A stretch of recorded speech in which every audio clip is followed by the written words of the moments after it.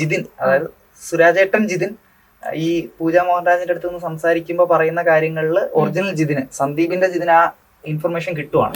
അങ്ങനെയാണ് ആ പൊട്രേ ചെയ്തിരിക്കുന്നത്. അപ്പൊ അത് എനിവേ ഇവൻ അത് വാശി പിടിച്ചു. പിന്നെ അതുപോലെ തന്നെ അത് പറയുമ്പോൾ പറയേണ്ടതെന്ന് പറഞ്ഞാൽ, ഇപ്പം ഇതൊരു കൊമേഴ്ഷ്യൽ ഫിലിം ആയതുകൊണ്ട് ഇതിന്റെ എൻഡിൽ നായകനും നായികയും ഒന്നിക്കുന്നതല്ലേ അതിന്റെ ഒരു നോർമൽ രീതി എന്നുള്ളതായിരുന്നു എന്റെ തലയിലുള്ളത്.